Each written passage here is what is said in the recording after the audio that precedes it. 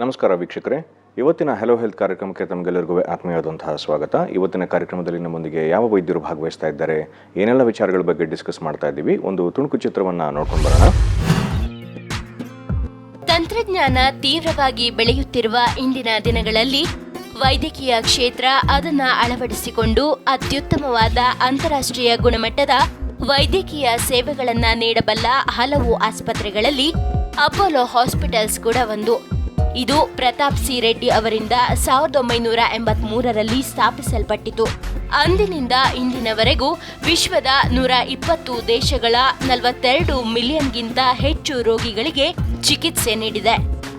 ಏಷ್ಯಾದಲ್ಲಿ ಪ್ರಮುಖವಾದ integrated health care ನೀಡುವ ಸಂಸ್ಥೆಯಾಗಿದೆ.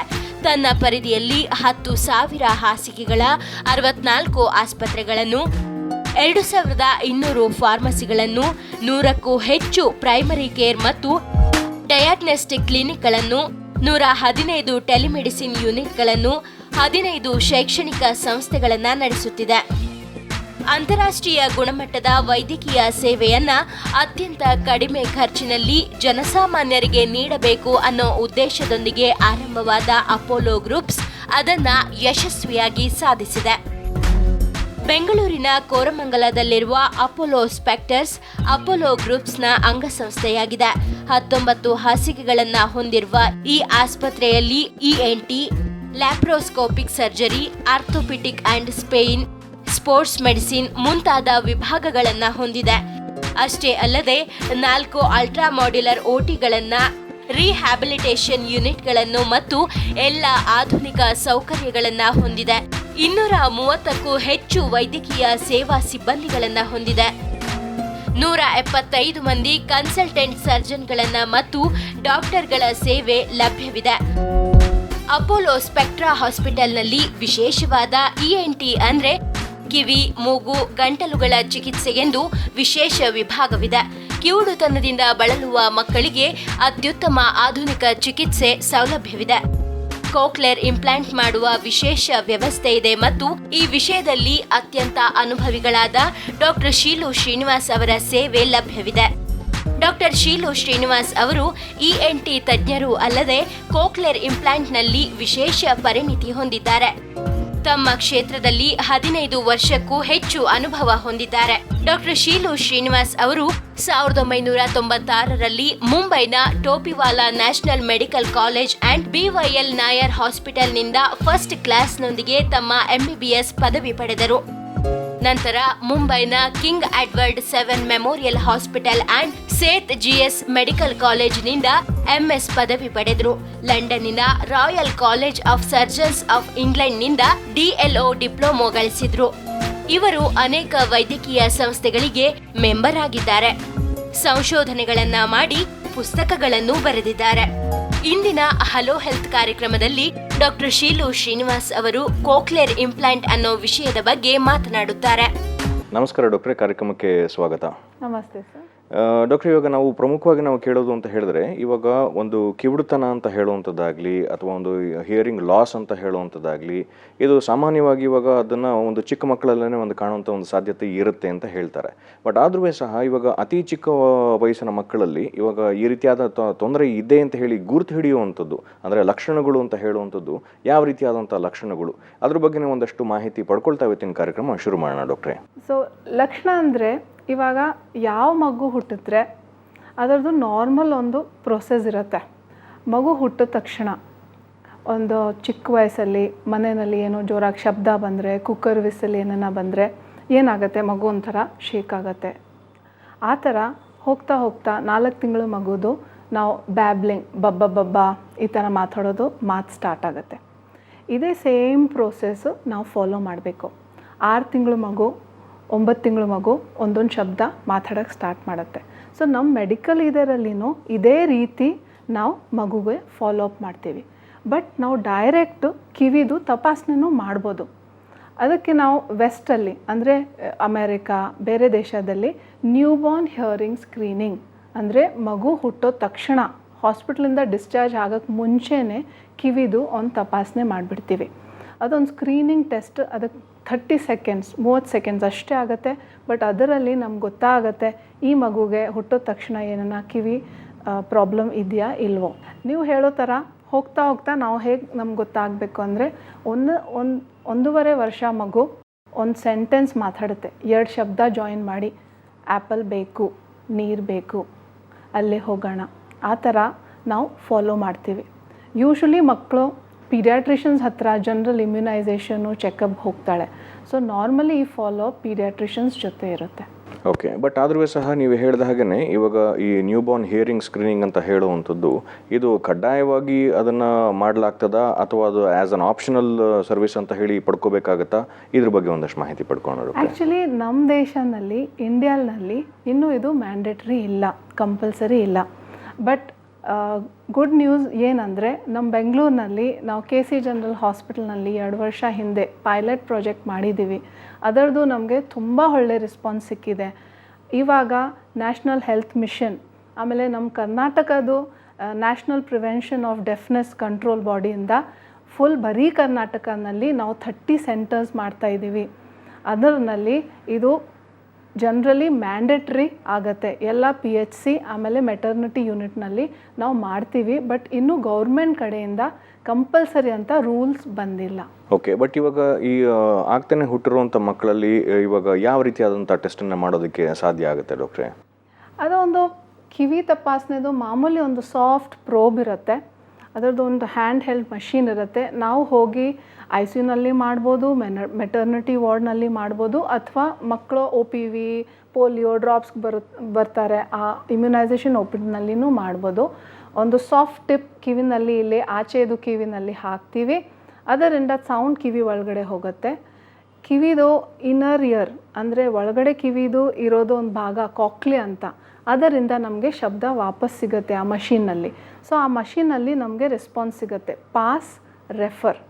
ಅಕಸ್ಮಾತ್ ಹುಟ್ಟೋ ತಕ್ಷಣ ಇವಾಗ ನೋಡಿ ಹೈ ರಿಸ್ಕ್ ಹೇಳ್ತೀವಿ, ಯಾವ ಮಗುಗೆ ನಾವು ಇದು ಮಾಡಲೇಬೇಕು, ಕಂಪಲ್ಸರಿ ಫಾಲೋಅಪ್ ಮಾಡಬೇಕು ಅಂದರೆ ಫಸ್ಟ್ ಪ್ರೆಗ್ನೆನ್ಸಿ ಟೈಮ್ನಲ್ಲಿ ಅಮ್ಮನಿಗೆ ಏನಾನ ಜ್ವರ ಬಂತು ಅಥವಾ ಯಾವ ಹೆವಿ ಟ್ಯಾಬ್ಲೆಟ್ಸ್ ತೊಗೊಂಡಿದ್ದಾರೆ. ನಮ್ಮ ಇಂಡಿಯಾನಲ್ಲಿ ರುಬೆಲಾ ಅಂದರೆ ಜರ್ಮನ್ ಮೀಸಲ್ಸ್ ಇನ್ಫೆಕ್ಷನಿಂದ ಸುಮಾರು ಕಿವುಡ್ತಾನೆ ಕೇಸಸ್ ಇದ್ದಾವೆ. ಪ್ರೆಗ್ನೆನ್ಸಿ ಡೆಲಿವರಿ ಟೈಮ್ನಲ್ಲಿ ಕಾಂಪ್ಲಿಕೇಶನ್ ಏನಾನ ಬಂದರೆ, ಮಗು ತಕ್ಷಣ ಹರಳಿಲ್ಲ ಅಥವಾ ಆಕ್ಸಿಜನ್ ಕಡಿಮೆ ಆಯಿತು, ಒಬ್ಬೊಬ್ಬರಿಗೆ ತುಂಬ ಹೈ ಜಾಂಡಿಸ್ ಬಂದರೆ, ಇದೆಲ್ಲ ಮಕ್ಕಳಿಗೆ ನಾವು ಕಂಪಲ್ಸರಿ ಫಾಲೋಅಪ್ ಮಾಡಬೇಕು, ಈ ತಪಾಸಣೆ ಮಾಡಲೇಬೇಕು. ಇವಾಗ ನಾವು OAEನಲ್ಲಿ ಅಂದರೆ ನ್ಯೂ ಬಾರ್ನ್ ಹಿಯರಿಂಗ್ ಸ್ಕ್ರೀನಿಂಗ್ದು ತಪಾಸಣೆಯಲ್ಲಿ ನಮಗೆ ರೆಫರ್ ಬಂದರೆ, ಅಕಸ್ಮಾತ್ ಮಗು ಪಾಸ್ ಆಗಲಿಲ್ಲ ಅಂದರೆ ನಾವು ಅದರದ್ದು ಒಂದು ಫೈನಲ್ ಟೆಸ್ಟ್ ಮಾಡಿಸ್ತೀವಿ. ಆ ಫೈನಲ್ ಟೆಸ್ಟ್ ಅಂದರೆ Dera test, that is auditory brain stem response ಆಡಿಯೋಮೆಟ್ರಿ. ಅದು ಬಂದು ಸ್ವಲ್ಪ ಡೀಟೇಲ್ ಟೆಸ್ಟ್ ಇರುತ್ತೆ. ಬಟ್ ನಮಗೆ ಡೌಟ್ ಇದ್ದರೆ ವಿದಿನ್ 6 months ಈ ಟೆಸ್ಟ್ ಮಾಡಲೇಬೇಕು. ಆ ಟೆಸ್ಟ್ನಲ್ಲಿ ಅಕಸ್ಮಾತ್ ಕನ್ಫರ್ಮ್ ಈ ಮಗುಗೆ ಕಿವುಡ್ತಾನೆ ಇದೆ ಅಥವಾ ಕಿವಿ ಕೇಳಿಸೋದು ಏನೋ ತೊಂದರೆ ಇದ್ದರೆ ನಾವು ತಕ್ಷಣ ಆ್ಯಕ್ಷನ್ ತಗೋಬೇಕು, ಅದರದ್ದು ಉಪಾಯ ಕೊಡಬೇಕು. ಓಕೆ, ಬಟ್ ಇವಾಗ ಈ ಥರ ಒಂದು ಶ್ರವಣ ದೋಷ ಅಂತ ಹೇಳುವಂಥದ್ದು ಇರುತ್ತೆ, ಹಿಯರಿಂಗ್ ಲಾಸ್ ಅಂತ ಹೇಳ್ತೀರಾ, ಸಾಕಷ್ಟು ರೀತಿಯಲ್ಲಿ ಹೆಸರುಗಳು ಅಂತ ಹೇಳಿ ಇರುತ್ತೆ. ಬಟ್ ಇದನ್ನು ಈ ಗ್ರೇಡಿಂಗ್ ಅಂತ ಹೇಳಿ ಮಾಡೋ ಹಾಗಿದ್ರೆ ಇದನ್ನು ಯಾವ ರೀತಿಯಲ್ಲಿ ಸೂಕ್ತವಾಗಿ ಗ್ರೇಡ್ ಮಾಡ್ತಾರೆ ಡಾಕ್ಟ್ರೆ? ಹೇಗೆ ಅರ್ಥ ಮಾಡ್ಕೋಬೋದು ಅದ್ರ ಬಗ್ಗೆ? ಇವಾಗ ಗ್ರೇಡಿಂಗ್ ಅಂದರೆ ಆ್ಯಸ್ ಯೂಶ್ವಲ್ ನಾವು ಪರ್ಸೆಂಟೇಜಲ್ಲಿ ಹೇಳ್ತೀವಿ, ಆ ಥರ ನಮ್ಮ ಕಿವುಡ್ತಾನೆ ಅಲ್ಲಿನೋ ಅಥವಾ ಶ್ರವಣ ದೋಷದಲ್ಲಿ ಅದು ನಾವು ಪರ್ಸೆಂಟೇಜ್ನಲ್ಲಿ ಗ್ರೇಡ್ ಮಾಡ್ತೀವಿ. ಇವಾಗ ಚಿಕ್ಕ ಮಗುನಲ್ಲಿ ಬರ್ತ್ ಹುಟ್ಟೋದಿಂದ 5 ವರ್ಷ ತನಕ ನಾವು ಆಡಿಟ್ರಿ ಬ್ರೈನ್ ಸ್ಟೆಮ್ ಆಡಿಯೋಮೆಟ್ರಿ ಹೇಳಿದ್ದೀವಿ, ಆ ಟೆಸ್ಟ್ನಲ್ಲಿನೂ ನಮಗೆ ಪರ್ಸೆಂಟೇಜ್ ಸಿಗುತ್ತೆ. ದೊಡ್ಡ ಮಗು ಇದ್ದರೆ ಅಥವಾ ದೊಡ್ಡ ಪೇಷಂಟ್ಸ್ಗೆ ನಾವು ಪ್ಯೂರ್ ಟೋನ್ ಆಡಿಯೋಮೆಟ್ರಿ ಮಾಡ್ತೀವಿ, ಅದರಲ್ಲಿನೂ ನಮಗೆ ಪರ್ಸೆಂಟೇಜ್ ಸಿಗುತ್ತೆ. ಈ ಪರ್ಸೆಂಟೇಜ್ನಲ್ಲಿ ನಮ್ಗೆ ಗೊತ್ತಾಗುತ್ತೆ ಮೈಲ್ಡ್, ಮಾಡ್ರೇಟ್, ಸಿವಿಯರ್. ಇವಾಗ ಮೈಲ್ಡ್ ಅಂದರೆ ಅಪ್ ಟು 35%, ಅಂದರೆ 35% ತನಕ ನಿಮ್ಮದು ಡೌನ್ ಇದ್ದರೆ ನರಾಳು ಅದು ಮೈಲ್ಡ್ ಇರುತ್ತೆ. ಮಾಡ್ರೇಟ್ನಲ್ಲಿ 50-55%ವರೆಗೂ ನಿಮ್ಮದು ಹಿಯರಿಂಗ್ ಡೌನ್ ಇದ್ದರೆ ಅದು ಮಾಡ್ರೇಟು, ಅದರಿಂದ ಕಡಿಮೆ ಇದ್ದರೆ ಅದು ಸಿವಿಯರ್ ಹೇಳ್ತೀವಿ. ಸಿವಿಯರ್ ಇವಾಗ ಶ್ರವಣ ದೋಷದಿಂದ ನಿಮಗೆ ಅಂಗವಿಕಲಕ್ಕೆ ಅದು ಲೇಬಲ್ ಸಿಗತ್ತೆ. ಅದು ಯಾವ ಪೇಷಂಟ್ಸ್ಗೆ ಅಂದರೆ ಅದು 90% ಫುಲ್ ನರಗಳು ಡೌನ್ ಇದ್ದರೆ, ಇದೆಲ್ಲ ಟೆಸ್ಟ್ನಲ್ಲಿ ನಮಗೆ ಏನು ರೆಸ್ಪಾನ್ಸ್ ಸಿಗಲಿಲ್ಲ ಅಂದರೆ ಆ ಮಕ್ಕಳಿಗೆ ನಾವು ಇಮ್ಮಿಡಿಯೇಟ್ಲಿ ಹಿಯರಿಂಗ್ ಮಷಿನ್ ಹಾಕ್ತೀವಿ, ಟ್ರೀಟ್ಮೆಂಟ್ ಸ್ಟಾರ್ಟ್ ಮಾಡ್ತೀವಿ. ಓಕೆ. ಬಟ್ ಇವಾಗ ಸಾಮಾನ್ಯವಾಗಿ ಇವಾಗ ಅರ್ಥ ಮಾಡ್ಕೋಬೇಕು ಅಂತ ಹೇಳಿದ್ರೆ, ಇವಾಗ ಕಿವುಡುತನ ಅಂತ ಹೇಳುವಂಥದ್ದು ಅದಕ್ಕೆ ಪ್ರಮುಖವಾದಂಥ ಕಾರಣ ಅಂತ ಹೇಳಿದ್ರೆ ಅದಕ್ಕೆ ಯಾವ ರೀತಿಯಲ್ಲಿ ಇರ್ತದೆ ಅದನ್ನ ಇವಾಗ ಆಗಲೇ ಹೇಳಿದ್ರೆ, ಇವಾಗ ಒಂದು ಕಾಕ್ಲಿಯಿಂದ ಹೇಳುವಂಥದ್ದಕ್ಕೆ ನಿಮಗೆ ಟೆಸ್ಟ್ ಮಾಡಿ ನೋಡ್ತೀರಾ, ಅಥವಾ ಇವಾಗ ನರದೋಷ ಅಂತ ಹೇಳುವಂಥದ್ದು ಇರ್ತದೆ, ಅಥವಾ ಇವಾಗ ಹುಟ್ಟಿನಿಂದಲೇ ಬರುವಂಥ ಏನಾದರೂ ನ್ಯೂನ್ಯತೆಗಳಿಂದ ಬರುವಂಥ ಚಾನ್ಸಸ್ ಇರ್ತದ, ಅಥವಾ ಸ್ಟ್ರಕ್ಚರಲ್ಲೇ ಏನಾದರೂ ಇರುವಂಥ ಒಂದು ತೊಂದರೆಗಳಿರ್ತದ, ಏನೇನು ಕಾರಣ ಅಂತ ಹೇಳಿ ಒಂದಷ್ಟು ಮಾಹಿತಿ ಪಡ್ಕೊಳ್ಳೋಣ ಡಾಕ್ಟ್ರೆ. ಇವಾಗ ನೀವು ಕಿವಿ ನೋಡಿದ್ರೆ ನಾವು ಕಿವಿದು 3 ಭಾಗ ಇರುತ್ತೆ. ಆಚೆದು ಕಿವಿ ಹೊರಗಡೆ. ಇವಾಗ ನಮ್ಮದು ಇದು ನಮ್ಮ ಮೆಡಿಕಲ್ ಇದರಲ್ಲಿ ಪಿನ್ನ ಹೇಳ್ತೀವಿ. ಆಮೇಲೆ ಕಿವಿದು ಒಂದು ಕನಾಲ್ ಇರುತ್ತೆ. ಆಮೇಲೆ ಪರ್ದೆ ಅಂದರೆ ತಮಟೆ. ತನಕ ಇರೋದು ಕಿವಿ ಆಚೆದು ಭಾಗ, ಔಟರ್ ಇಯರ್. ಆಮೇಲೆ ಕಿವಿದು ಮಧ್ಯಭಾಗ ಇರುತ್ತೆ. ಕಿವಿ ಮಧ್ಯಭಾಗ ಇರೋದು ನಮ್ಮ ಚಿಕ್ಕ ಮೂಳೆಗಳು, ಆಸಿಕಲ್ಸ್ ಅಂತ ಹೇಳ್ತೀವಿ. ಕಿವಿದು ನರಗಳದು ಪಾರ್ಟ್, ಸೆನ್ಸರಿ ಪಾರ್ಟ್ ಅಂದರೆ ಇನ್ನರ್ ಇಯರ್, ಒಳಗಡೆ ಇರೋದು ಕಿವಿ ಪಾರ್ಟ್. ಅಲ್ಲಿ ಇರೋದು ಕಾಕ್ಲಿಯಾ ಅಂತ ಮುಖ್ಯ. ಕಾಕ್ಲಿಯಾನಲ್ಲಿನೇ ನಮ್ಮದು ಮೇನು. ಇವಾಗ ಶಬ್ದ ಅದು ತರಂಗ ಹೋಗೋದು ಆಚೆ ಕಿವಿಯಿಂದ ತಮಟೆ ವೈಬ್ರೇಟ್ ಆಗುತ್ತೆ. ಅದರಿಂದ ಮಧ್ಯ ಕಿವಿಗೆ ಹೋಗಿ ಅದು ಕಾಕ್ಲಿಯಾಗೆ ಹೋದ್ರೇ ಆ ಸೆನ್ಸೇಷನ್ಸು ನರಗಳಿಗೆ ಹೋಗುತ್ತೆ. ಬ್ರೈನಲ್ಲಿ ಅರ್ಥ ಮಾಡುತ್ತೆ, ಸರಿ ಇದು ಏನೋ ಒಂದು ಶಬ್ದ ಹೇಳ್ತಾ ಇದ್ದಾರೆ. ಸೊ ಕಾಕ್ಲಿಯಾ ತುಂಬ ಮುಖ್ಯ. ಕಾಕ್ಲಿಯಾನಲ್ಲಿನೇ ಮೇಜರ್ ಡ್ಯಾಮೇಜ್ ಆಗುತ್ತೆ. ಇವಾಗ ನಾವು ಹೇಳಿದ್ದೀವಿ ರುಬೆಲಾ ಅಥವಾ ಔಷಧಿದಿಂದ, ಹೆವಿ ಡ್ರಗ್ಸಿಂದ, ಅಥವಾ ಬೇರೆ ಇನ್ಫೆಕ್ಷನ್ನು, ಜಾಂಡಿಸ್ಸು, ಲೋ ಆಕ್ಸಿಜನ್, ಇದರಿಂದ ಮ್ಯಾಕ್ಸಿಮಮ್ ಡ್ಯಾಮೇಜ್ ಆಗೋದು ಕಿವಿ ಒಳಗಡೆ ಇರೋದು ಭಾಗ ಕಾಕ್ಲಿಯಾ, ಅದರಲ್ಲಿ ಮೇನ್ ಡ್ಯಾಮೇಜ್ ಆಗೋದು. ಡಾಕ್ಟರ್, ಇವಾಗ ಇನ್ನೊಂದು ಪ್ರಮುಖವಾಗಿರುವಂಥ ಪ್ರಶ್ನೆ ಅಂತ ಹೇಳಿದ್ರೆ, ಇವಾಗ ಈ ರೀತಿಯಾಗಿ ಒಂದು ಸಿಂಪ್ಟಮ್ಸ್ ಅಂತ ನಾವು ಹೇಳಿದ್ವಿ ಅಂತ ಹೇಳಿದ್ರೆ, ಕಿವುಡುತನ ಇರಬಹುದು, ಕರೆಕ್ಟಾಗಿ ರೆಸ್ಪಾನ್ಸ್ ಮಾಡ್ತಿಲ್ಲ ಅಂತ ಹೇಳುವಂಥದ್ದು. ಅನೇಕ ಸಂದರ್ಭಗಳಲ್ಲಿ ಇವಾಗ ಡೆವಲಪ್ಮೆಂಟ್ ಅಂತ ಹೇಳುವಂಥ ಒಂದು ವಿಚಾರದಲ್ಲಿ ಮಕ್ಕಳಿಗೆ ಇವಾಗ ಬೇರೆ ಟೆಸ್ಟ್ ಮಾಡಿಸಿದಾಗಲೂ ಸರಿಯಾಗಿರುತ್ತೆ, ಬಟ್ ಆದ್ರೂ ಸಹ ಇವಾಗ ಅವರ ಒಂದು ಮಾತಿನ ಬೆಳವಣಿಗೆ ಅಂತ ಹೇಳುವಂಥದ್ದು ಸ್ವಲ್ಪ ಮಟ್ಟಿಗೆ ತೊಂದರೆ ಇದೆ ಅಂತ ಹೇಳ್ತಾರೆ. ಅದರೊಳಗೆ ಇವಾಗ ಎಷ್ಟು ಮಟ್ಟಿಗೆ ಇವಾಗ ಶ್ರವಣ ಅಂತ ಹೇಳುವಂಥ ಒಂದು ಫ್ಯಾಕ್ಟರು ಅಥವಾ ಶ್ರವಣ ದೋಷ ಅಂತ ಹೇಳುವಂಥ ಒಂದು ಫ್ಯಾಕ್ಟರ್ ಇರುತ್ತೆ, ಅದನ್ನು ಕಂಪ್ಲೀಟಾಗಿ ರೂಲ್ ಔಟ್ ಮಾಡ್ಬೋದಾ, ಅಥವಾ does it still remain as a factor ಅನ್ನೋದು ಇನ್ನೊಂದು ಪ್ರಶ್ನೆ ಆಗಿರ್ತದೆ. ಅದ್ರ ಬಗ್ಗೆ ಒಂದಷ್ಟು ಮಾಹಿತಿ ಪಡ್ಕೊಳ್ಳೋಣ. ಆ್ಯಕ್ಚುಲಿ ಈ ಪಾಯಿಂಟಲ್ಲಿ ಇದು ತುಂಬ ಒಳ್ಳೆಯ ಪಾಯಿಂಟ್. ಈ ಪಾಯಿಂಟ್ನಲ್ಲಿ ಏನು ಮುಖ್ಯ ಅಂದರೆ, ನಾವು ರೂಲ್ ಔಟ್ ತಕ್ಷಣ ಮಾಡಲೇಬೇಕು. ನಮಗೆ ಇದು ಇನ್ನೂ ವೇಟ್ ಮಾಡೋಣ, ಒಂದು 6 ತಿಂಗಳು ಆದಮೇಲೆ ಕನ್ಫರ್ಮ್ ಮಾಡೋಣ, ಅದಕ್ಕೆ ಟೈಮೇ ಇಲ್ಲ. ಯಾಕೆ ಅಂದರೆ ಒಂದ್ಸಲಿ ನಮಗೆ ಡೌಟ್ ಇದ್ದರೆ ನಾವು ಅಷ್ಟು ಲೇಟ್ ಮಾಡ್ತೀವಿ, ಅಷ್ಟು ಮಗುದು ಬ್ರೈನ್ ಮೆಚ್ಯೂರ್ ಆಗ್ತಾ ಇರುತ್ತೆ. ಸೊ ನಾವು ಡಿಲೇ ಮಾಡಬಾರ್ದು, ಲೇಟ್ ಮಾಡಬಾರ್ದು. ಇವಾಗ ನೀವು ಹೇಳೋದು ಪ್ರಶ್ನೆ ಅಂದರೆ, ಇವಾಗ ಮಾತು ಬರ್ತಾ ಇಲ್ಲ, ಬೇರೆ ಏನು ಕಾರಣ ಇರ್ಬೋದು. ಕಿವುಡ್ತನೆಯಿಂದನೇ ಮಾತು ಬರ್ತಾ ಇಲ್ಲ ಹಾಗೇನಿಲ್ಲ, ಬೇರೆ ಪ್ರಶ್ನೆಗಳು ಇರುತ್ತೆ. ಒಬ್ಬೊಬ್ರಿಗೆ ಇಂಟೆಲೆಕ್ಚುವಲ್ ಅಂದರೆ ಬ್ರೈನ್ ಡೆವಲಪ್ಮೆಂಟಲ್ಲಿ ಪ್ರಶ್ನೆ ಇರ್ಬೋದು, ಒಬ್ಬೊಬ್ರಿಗೆ ಸ್ಟ್ರಕ್ಚರಲ್ ಅಂದರೆ ನಮ್ಮ ನಾಲಿಗೆ ಇರಲಿ, ನಮ್ಮ ಪ್ಯಾಲೆಟ್ ಇರಲಿ, ಬೇರೆ ಸ್ಟ್ರಕ್ಚರ್ ಇರಲಿ, ಅದರಲ್ಲಿ ಪ್ರಾಬ್ಲಮ್ ಇರ್ಬೋದು. ಸೊ ಮೇನ್ ಏನಂದರೆ, ಇವಾಗ ಅಮ್ಮ ಅಪ್ಪನಿಗೆ ಅಥವಾ ಪೀಡಿಯಾಟ್ರಿಷನ್ಸ್ಗೆ ಡೌಟ್ ಇದ್ದರೆ ಬಿಲ್ಕುಲ್ ಅದು ಡಿಲೇ ಮಾಡಬಾರ್ದು. ಸರಿ ಬೇರೆ ಟೆಸ್ಟ್ ನಾರ್ಮಲ್ ಬಂತು, ನಾವು ವೇಟ್ ಮಾಡೋಣ, ಹಾಗೆ ಇಲ್ಲ. ಆ ಮಗುಗೆ ಏಜ್ ಪ್ರಕಾರ ಡೆವಲಪ್ಮೆಂಟ್ ಮಾತದು ಆಗಲೇಬೇಕು. So better get it check by on ENT doctor. ಬೇರೆ ಏನು ಕಾರಣ ಇದ್ದರೆ ಅವ್ರು ನಿಮಗೆ ಕರೆಕ್ಟ್ ಗೈಡ್ ಮಾಡ್ತಾಳೆ. ಓಕೆ. ಬಟ್ ಇವಾಗ ಈ ಥರ ಟೆಸ್ಟ್ಗಳ ಮೂಲಕ ಇವಾಗ ನೀವು ಪರ್ಸೆಂಟೇಜಸ್ ಅಂತ ಹೇಳಿ ಮಾಡಿದ್ರಿ. ಇವಾಗ ಯಾವ ರೀತಿಯಾದಂಥ ಪರ್ಸೆಂಟೇಜ್ಗೆ ಯಾವ ರೀತಿಯಾದಂಥ ಒಂದು ಟ್ರೀಟ್ಮೆಂಟ್ ಅಥವಾ ಮ್ಯಾನೇಜ್ಮೆಂಟ್ ಅಂತ ಹೇಳುವಂಥದ್ದು ಬರ್ತದೆ, ಅದ್ರ ಬಗ್ಗೆ ಒಂದಷ್ಟು ಮಾಹಿತಿ ಪಡ್ಕೊಳ್ಳೋಣ. ಸೊ ಇವಾಗ ನಾವು ಹೇಳಿದ್ದೀವಿ ಮೈಲ್ಡ್, ಮಾಡ್ರೇಟ್, ಸಿವಿಯರ್, ಆಮೇಲೆ ಪ್ರೊಫೌಂಡ್ ಅಂದರೆ 80 to 90% ನರಗಳಿಗೆ ಶಕ್ತಿ ಇಲ್ಲ. ಎಲ್ಲ ಲೆವೆಲ್ಸ್ಗೆ ಫಸ್ಟ್ ನಾವು ಆ ಮಗುಗೆ ಹಿಯರಿಂಗ್ ಏಡ್ ಅಂದರೆ ಹಿಯರಿಂಗ್ ಮಷೀನ್ ಹಾಕಿ ಸ್ವಲ್ಪ ದಿನ ಥೆರಪಿ ಕೊಡ್ತೀವಿ. ಸೊ ಮೈಲ್ಡ್ ಮಾಡ್ರೇಟ್ಗೆ ಒಬ್ಬೊಬ್ಬರು ಪೇರೆಂಟ್ಸ್ಗೆ ತುಂಬ ಟೆನ್ಷನ್ ಇರುತ್ತೆ, ಈ ಮಗು ಮಾತು ಬರುತ್ತಾ ಇಲ್ವಾ. ಆ ಮಗು ಜಲ್ದಿ ಪಿಕಪ್ ಮಾಡುತ್ತೆ. ಯಾಕೆ ಅಂದರೆ 1 to 1 ಆ ಮಗುಗೆ ಶಾಂತ ರೂಮಲ್ಲಿ ಇದ್ದರೆ ಕೇಳುತ್ತೆ.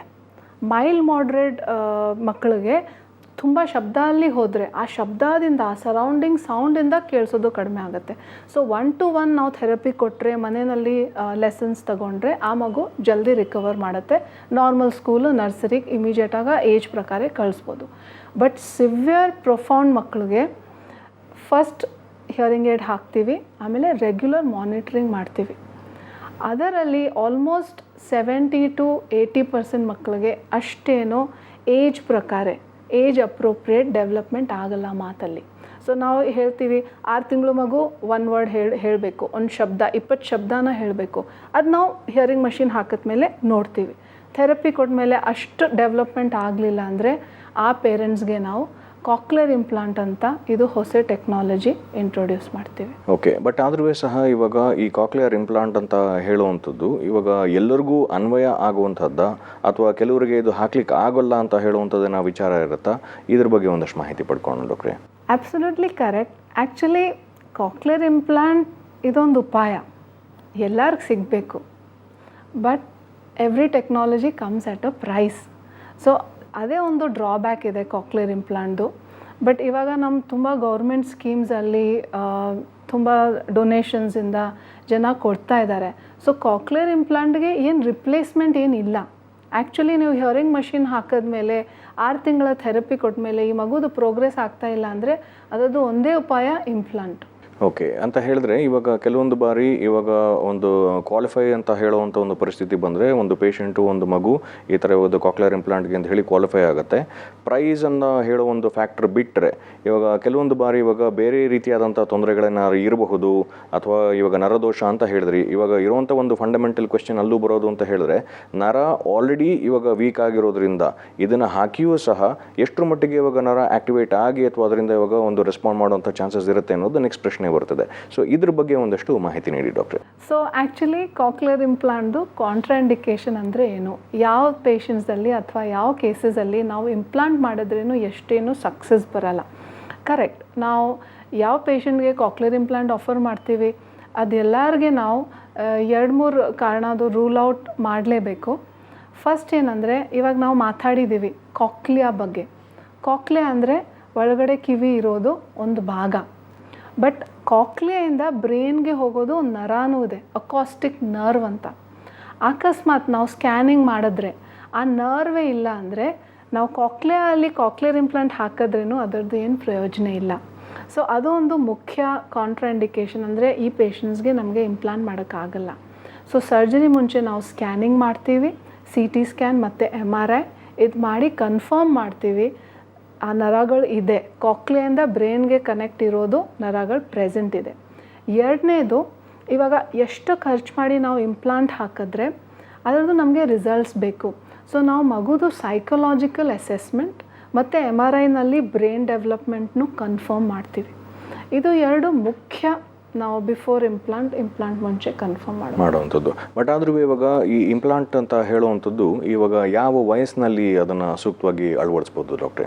ನಾವು ವಿ ಆರ್ ಗೋಯಿಂಗ್ ಬ್ಯಾಕ್. ನಾವು ಸ್ಟಾರ್ಟ್ ಮಾಡಿದ್ದೀವಿ, ನಾವು ಏನು ಹೇಳಿದ್ದೀವಿ, ನ್ಯೂ ಬಾರ್ನ್ ಹಿಯರಿಂಗ್ ಸ್ಕ್ರೀನಿಂಗ್, ಹುಟ್ಟೋ ತಕ್ಷಣ ನಾವು ಇದು ಸ್ಕ್ರೀನ್ ಮಾಡಬೇಕು.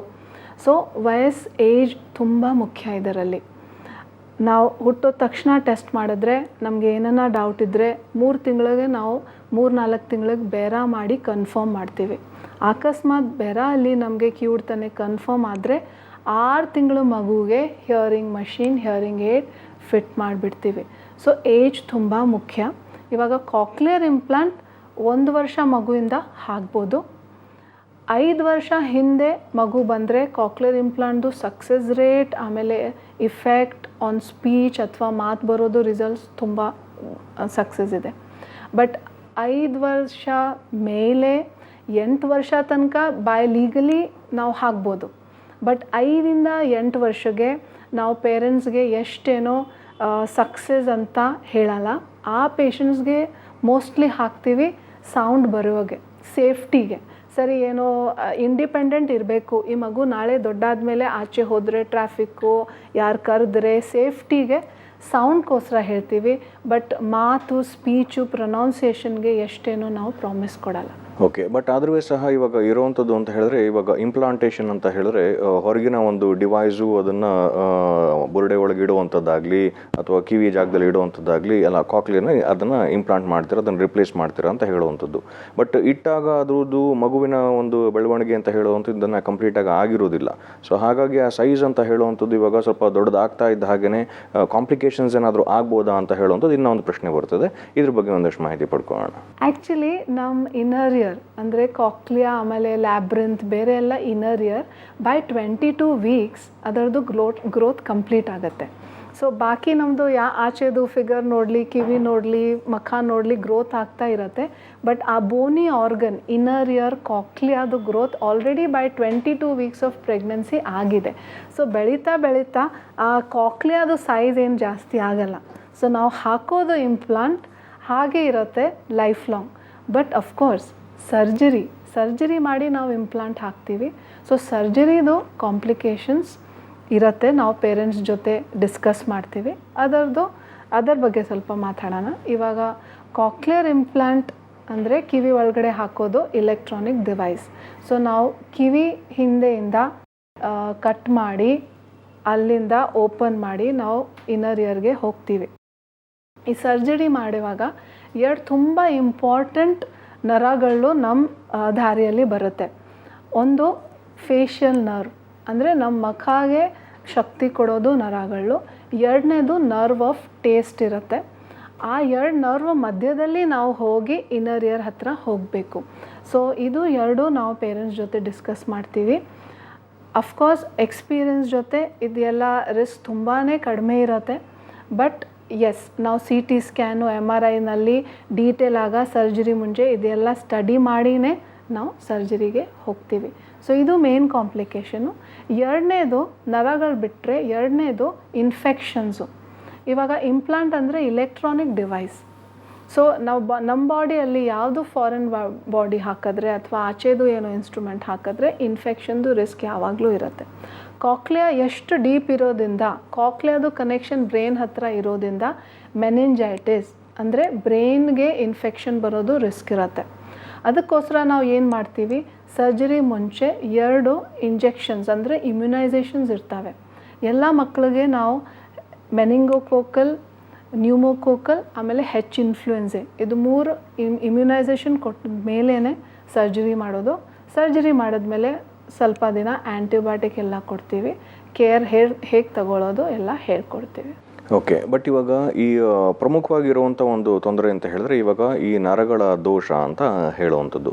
ಇವಾಗ ನರ ವೀಕ್ ಆಗಿದೆ ಅಂತ ಹೇಳಿದ್ರೆ ಅದು is it N indication for the rest of the body? ಇವಾಗ ಬೇರೆ ದೇಹದ ಇತರೆ ಭಾಗಗಳಲ್ಲೂ ಸಹ ನರ ವೀಕ್ ಆಗಿದೆ, ಅದರಿಂದನೇ ಇವಾಗ ಕಾಂಪ್ಲಿಕೇಶನ್ಸ್ ಆಗುತ್ತೆ ಅಂತ ಹೇಳುವಂಥ ಒಂದು ಇಂಡಿಕೇಶನ್, ಅಥವಾ ಕಿವಿ ಭಾಗದಲ್ಲಿರುವಂಥದ್ದು ಮಾತ್ರ ಇವಾಗ ನರ ಈ ಥರದ್ದೊಂದು ತೊಂದರೆ ಆಗಿದೆ ಅಂತ ಹೇಳಿ ಅರ್ಥನ? ಇದನ್ನು ಹೇಗೆ ಅರ್ಥ ಮಾಡ್ಕೋಬೋದು ಡಾಕ್ಟ್ರೆ? ಇದನ್ನು ಆ್ಯಕ್ಚುಲಿ ಸೈಂಟಿಫಿಕ್ಲಿ ನಮ್ಮ ಮೆಡಿಕಲ್ ಲಿಟ್ರೇಚರಲ್ಲಿ ಸುಮಾರು ಸೈಂಟಿಫಿಕ್ ಪೇಪರ್ಸ್ ಇದ್ದಾವೆ, ದೊಡ್ಡ ಸ್ಟಡೀಸ್ಗಳಿದ್ದಾವೆ. ಸೊ ಇದನ್ನು ನಾವು ಹೇಗೆ ಡಿವೈಡ್ ಮಾಡ್ತೀವಿ ಅಂದರೆ, ಇವಾಗ ನಾವು 100 ಕಿವುಡ್ತಾನೆ ಮಕ್ಕಳು ತಗೊಂಡ್ರೆ ಅಥವಾ ದೊಡ್ಡ ಸ್ಟಡಿಯಲ್ಲಿ 5,000 10,000 ಮಕ್ಕಳು ತಗೊಂಡು ಸ್ಟಡಿ ತಗೊಂಡ್ರೆ ಅವ್ರು ಹೇಳ್ತಾರೆ 25% ಮಕ್ಕಳಿಗೆ ಇದು ಸಿಂಡ್ರೋಮಿಕ್ ಇರ್ಬೋದು.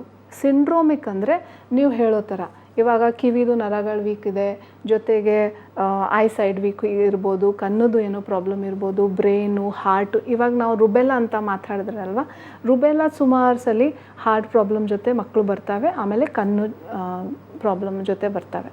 ಸೊ 25% ಒಂದು ಗ್ರೂಪ್ ಇರುತ್ತೆ. 50% ಆ್ಯಕ್ಚುಲಿ ದೊಡ್ಡ ಗ್ರೂಪ್ನಲ್ಲಿ ಅದು ಪ್ರೆಗ್ನೆನ್ಸಿ ಇನ್ಫೆಕ್ಷನ್ನು, ಹುಟ್ಟಿದ ಮೇಲೆ ICU ಸ್ಟೇ, ಅಥವಾ ನಮ್ಮ ದೇಶದಲ್ಲಿ ಕಾನ್ಸ್ಯಾಂಗ್ಯುನಸ್ ಮ್ಯಾರೇಜ್ ಅಂದರೆ ರಿಲೇಷನಲ್ಲಿ ಮದುವೆ ಮಾಡ್ಕೊಳ್ತಾರೆ, ಈ ಗ್ರೂಪ್ನಲ್ಲಿ ಬರುತ್ತೆ. ಲಾಸ್ಟ್ 25% ಅದು ಇನ್ನೂ ಜೆನೆಟಿಕ್ಸ್ ತುಂಬ ರಿಸರ್ಚ್ ಸ್ಟಡಿ ಬೇಕು. ಸೊ ಈ ಥರ ನಾವು ಡಿವೈಡ್ ಮಾಡಿದ್ದೀವಿ. ಸೊ ನಿಮ್ಮ ಪ್ರಶ್ನದ ಉತ್ತರ ಅಂದರೆ 25% ಮಕ್ಕಳಿಗೆ ನಾವು ಬೇರೆ ಎಲ್ಲ ಚೆಕ್ ಮಾಡಲೇಬೇಕು ಫುಲ್ ಬಾಡಿ. ಡಾಕ್ಟರ್, ಇವಾಗ ಇನ್ನೊಂದು ಪ್ರಮುಖವಾಗಿರುವಂಥ ಒಂದು ಪ್ರಶ್ನೆ ಅಂತ ಹೇಳಿದ್ರೆ, ಇವಾಗ ನರದೋಷ ಅಂತ ಹೇಳುವಂಥ ಒಂದು ಕಾರಣದಿಂದ ಇವಾಗ ಕಾಕ್ಲಿಯರ್ ಇಂಪ್ಲಾಂಟ್ ಅಂತ ಹೇಳಿ ಮಾಡಿದ್ರೂ ಸಹ ಇದು ನೀವು ಮಾಡುವಂಥದ್ದು ಇವಾಗ 2 ಕಿವಿಗೆ ಅಂತ ಹೇಳಿ ಮಾಡುವಂಥದ್ದ ಅಥವಾ ಒಂದೇ ಭಾಗದಲ್ಲಿ ಮಾಡುವಂಥದ್ದ? ಇದನ್ನು ಯಾವ ರೀತಿಯಲ್ಲಿ ಮ್ಯಾನೇಜ್ ಮಾಡ್ತೀರಾ ಡಾಕ್ಟ್ರೆ? ಇವಾಗ ನಾರ್ಮಲಿ ನಾವು ಹೇಳ್ತೀವಿ ದೇವ್ರು ನಮಗೆ 2 ಕಿವಿ ಕೊಟ್ಟಿದ್ದಾಳೆ. ಸೊ ನಾವು 2 ಕಿವಿ ರೆಗ್ಯುಲರ್ವಾಗ ಎಲ್ಲರೂ ಸಾಮಾನ್ಯವಾಗ ಯೂಸ್ ಮಾಡಲೇಬೇಕು. ಕಾಕ್ಲಿಯರ್ ಇಂಪ್ಲಾಂಟ್ ಇವಾಗ ಯಾವ ಮಗುಗೆ 2 ಕಿವಿನಲ್ಲಿ ಕಿವಿಡ ದೋಷ ನಾರ್ಮಲಿ 2 ಕಡೆ ಬರುತ್ತೆ ಇದ್ದರೆ ಸ್ಟ್ಯಾಂಡರ್ಡ್ ನೀವು ಕೇಳಿದ್ರೆ 2 ಕಿವಿಗೆ ಇಂಪ್ಲಾಂಟೇಷನ್ ಮಾಡಬೇಕು. ಬಟ್ ಕಾಸ್ಟ್ ಇಂದ ನಾವು ಅಟ್ಲೀಸ್ಟ್ ಇಂಡಿಯಾನಲ್ಲಿ ಒಂದೇ ಕಿವಿಗೆ ಆಫರ್ ಮಾಡ್ತಾಯಿದ್ದೀವಿ.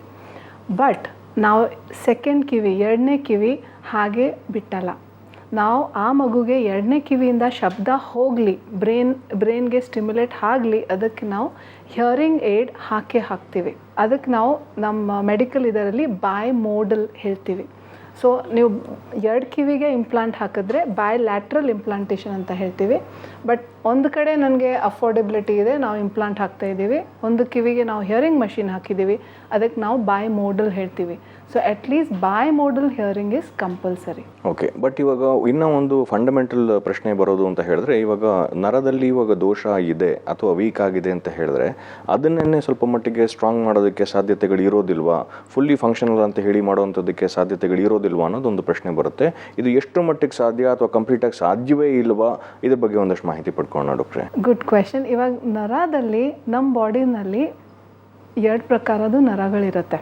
ಇವಾಗ ಮಾಮೂಲಿ ಸಾಮಾನ್ಯ ಜನ ಹೇಗೆ ಅಂದರೆ, ಸರಿ ನಮಗೆ ಸ್ಟ್ರೋಕ್ ಬಂದರೂ ಪ್ಯಾರಾಲಿಸಿಸ್ ಆಯಿತು, ಅದು ನಾವು ಎಕ್ಸಸೈಸ್ ಮಾಡಿ ನಮಗೆ ಶಕ್ತಿ ಬಂದಿದೆ ಅಲ್ವಾ ವಾಪಸ್, ಅದಿರೋದು ಮೋಟರ್ ನರ್ವ್, ಅಂದರೆ ಮಸಲ್ಗೆ ಕೊಡೋದು ನರ್ವ್. ಬಟ್ ನಾವು ಮಾತಾಡ್ತಾ ಇದ್ದೀವಿ ಸೆನ್ಸರಿ ನರ್ವ್ಸ್. ಇವಾಗ ಸೆನ್ಸೇಷನ್ನಲ್ಲಿ ಕಿವಿ ಕೇಳಿಸೋದು, ಕಣ್ಣು ಕಾಣೋದು, ನಮ್ಮದು ಟೇಸ್ಟು, ಸ್ಮೆಲ್ಲು, ಆಮೇಲೆ ಟಚ್. ಸೆನ್ಸರಿ ನರ್ವ್ಸ್ಗೆ ಅಕಸ್ಮಾತ್ ಏನು ಡ್ಯಾಮೇಜ್ ಆದರೆ it is almost impossible to recover. So ಆ ನರಗಳಿಗೆ ಇನ್ನೂ ಆ್ಯಕ್ಚುಲಿ ರಿಕವರಿ ಟ್ರೀಟ್ಮೆಂಟ್ ಇಲ್ಲ without any intervention, medical intervention. In fact ಎಲ್ಲ ಸೆನ್ಸೇಷನ್ನಲ್ಲಿ ಕಿವುಡ್ತನೆಗೆ this is the first time medicine has overcome a disability. ಕಿವುಡ್ತನೆ ಬಗ್ಗೆ we have a bionic ear. So motor ನರಗಳಿದ್ದರೆ ನಾವು ರಿಕವರ್ ಮಾಡ್ಬೋದು, ಸೆನ್ಸರಿ ಇದ್ದರೆ we have no choice. Okay, but ಇವಾಗ ಈ ಥರ ಇವಾಗೊಂದು ಕಾಕ್ಲಿಯರ್ ಇಂಪ್ಲಾಂಟ್ ಅಂತ ಹೇಳಿ ಹಾಕಿದ ಮೇಲೂ ಸಹ ಇವಾಗ ಅದನ್ನು ಇವಾಗ ಪೋಸ್ಟ್ ಆಪರೇಷನ್ ಅಂತ ಹೇಳುವಂಥದ್ದಾಗಲಿ ಅಥವಾ ಇಂಪ್ಲಾಂಟ್ ಆದ ನಂತರ ಇವಾಗ ಎಷ್ಟು ಮಟ್ಟಿಗೆ ರಿಹ್ಯಾಬಿಲಿಟೇಷನ್ ಅಂತ ಹೇಳುವಂಥದ್ದಾಗಲಿ, ಟ್ರೈನಿಂಗ್ ಅಂತ ಹೇಳುವಂಥದ್ದಾಗಲಿ, ಇದೆಲ್ಲ ಯಾವ ರೀತಿಯಾದಂಥ ಒಂದು ಲೈಫ್ ಸ್ಟೈಲ್ ಅಂತ ಹೇಳಿ ಇಟ್ಕೋಬೇಕಾಗ್ತದೆ, ಇದ್ರ ಬಗ್ಗೆ ಒಂದಷ್ಟು ಮಾಹಿತಿ ಪಡ್ಕೊಳ್ಳೋಣ ಡಾಕ್ಟ್ರೆ. ಅಫ್ಕೋರ್ಸ್ ಕಾಕ್ಲಿಯರ್ ಇಂಪ್ಲಾಂಟ್ ಹಾಕಿದ್ಮೇಲೆ, ಅಷ್ಟು ಖರ್ಚು ಮಾಡಿದ್ಮೇಲೆ ಜನ ಅದು ಪೇರೆಂಟ್ಸ್ದು ಎಕ್ಸ್ಪೆಕ್ಟೇಷನ್ಸ್ ತುಂಬ ಜಾಸ್ತಿ ಆಗಿಬಿಡುತ್ತೆ. ಬಟ್ ಅದು ಜಸ್ಟ್ ಒಂದು ಶುರುವಾತ್, ಒಂದು ಸ್ಟಾರ್ಟ್. ಕಾಕ್ಲಿಯರ್ ಇಂಪ್ಲಾಂಟೇಷನ್ ಆದಮೇಲೆ ಆ ಮಗುನ ನಾವು ಮಿನಿಮಮ್ 2 ವರ್ಷ ಥೆರಪಿ ಕೊಡಿಸ್ಬೇಕು, ಮಾತು ಬರೋಕ್ಕೆ ಟ್ರೈನಿಂಗ್ ಕೊಡಬೇಕು. ಅದರಲ್ಲಿ ವಾರಕ್ಕೆ 2-3 ಸಲ ನಾವು ನಮ್ಮ ಸೆಂಟರ್ ಕರಿತೀವಿ. ಒಂದು ಟೀಚರ್ ಅಥವಾ ಥೆರಪಿಸ್ಟ್ ಜೊತೆ ಕುತ್ಕೊಂಡು ಕ್ಲಾಸ್ ತಗೊಳ್ತಾರೆ 1 ಅವರ್. ಬಾಕಿ ಸಮಯ ಅವ್ರ ಅಮ್ಮ ಇರಲಿ, ಫುಲ್ ಫ್ಯಾಮಿಲಿ ಮೆಂಬರ್ಸ್ ಇರಲಿ, ತಂದೆ ತಾಯಿ ಎಲ್ಲರೂ, ಅಜ್ಜಿ ತಾತ ಎಲ್ಲರೂ ಸೇರಿ ನ್ಯಾಚುರಲ್ ಎನ್ವೈರ್ಮೆಂಟ್ನಲ್ಲಿ ಮಗು ಜೊತೆ ಮಾತಾಡ್ತಾ ಇರಬೇಕು, ತೋರಿಸ್ತಾ ಇರಬೇಕು. ಅದಿರೋದು ಥೆರಪಿ. ಅಷ್ಟು ಮಾಡಿದ್ರೇ 2 ವರ್ಷ ಕಷ್ಟಪಡಿ ನಾವು ಥೆರಪಿ ಕೊಟ್ರೇ ಆ ಮಗುಗೆ ಮಾತು ಬರೋದು. ಸೊ ಲೈಫ್ ಸ್ಟೈಲು ತುಂಬ ಚೇಂಜ್ ಮಾಡಬೇಕು. ಎಲ್ಲ ಫ್ಯಾಮಿಲಿ ಮೆಂಬರ್ಸ್ದು ಕಾಪ್ರೇಷನ್ ಬೇಕೇ ಬೇಕು ಇದರಲ್ಲಿ. ಓಕೆ, ಬಟ್ ಇವಾಗ ಈ ಇಂಪ್ಲಾಂಟ್ ಅಂತ ಹೇಳುವಂಥದ್ದು ಅದೊಂದು ಡಿವೈಸ್ ಅಂತ ಹೇಳಿ ಅರ್ಥ ಮಾಡ್ಕೋಬೇಕಾ, ಅದನ್ನು ಯಾವ ರೀತಿ ಅದಕ್ಕೊಂದು ಮೇಂಟೆನೆನ್ಸ್ ಅಂತ ಹೇಳೋದು ಏನಾದರೂ ಇರುತ್ತಾ, ಆಗಿಂದಾಗಲೇ ಏನಾದರೂ ಏನೋ ಅದಕ್ಕೆ ಸಾಕಷ್ಟು ರೀತಿಯಲ್ಲಿ ಅದಕ್ಕೆ ನೋಡ್ಕೊಳ್ಳುವಂಥ ಒಂದು ಅಗತ್ಯ ಏನಾದರೂ ಇರುತ್ತಾ, ರಿಪ್ಲೇಸ್ಮೆಂಟ್ ಅಂತ ಹೇಳುವಂಥದ್ದು ಏನಾದರೂ ಇರುತ್ತಾ, ಅದರಿಂದ ಏನಾದರೂ ಹೆಚ್ಚು ಕಮ್ಮಿ ಆದರೆ ಏನೋ ಟೆಕ್ನಿಕಲ್ ತೊಂದರೆಗಳೇನಾದರೂ ಆದರೆ ಅದರಿಂದ ಏನಾದರೂ ಅಪಾಯ ಅಂತ ಹೇಳುವಂಥದ್ದು ಇದೆಯಾ, ಇದೆಲ್ಲ ಸಾಮಾನ್ಯವಾದಂಥ ಇತರೆ ಪ್ರಶ್ನೆಗಳು. ಇದ್ರ ಬಗ್ಗೆ ಒಂದಷ್ಟು ಮಾಹಿತಿ ಪಡ್ಕೊಂಡು. ಅಫ್ಕೋರ್ಸ್ ಕಾಕ್ಲಿಯರ್ ಇಂಪ್ಲಾಂಟ್ ಹಾಕಿದ್ಮೇಲೆ ಅದರದ್ದು ತುಂಬ ಮೇಂಟೆನೆನ್ಸ್ ಇದೆ. ಇದೊಂದು ಟೆಕ್ನಾಲಜಿ. ಇವಾಗ ಕಾಕ್ಲಿಯರ್ ಇಂಪ್ಲಾಂಟ್ ಅಂದರೆ ನಾವು ಬಯೋನಿಕ್ ಇಯರ್ ಹೇಳ್ತೀವಿ. ಅದು ಒಂದು ಕಂಪ್ಲೀಟ್ಲಿ ಪ್ಯೂರ್ ಫಿಸಿಕ್ಸ್ ಇದೆ. ಅದರದ್ದು ಆಚೆದು ಪ್ರೊಸೆಸರ್ ಇರುತ್ತೆ.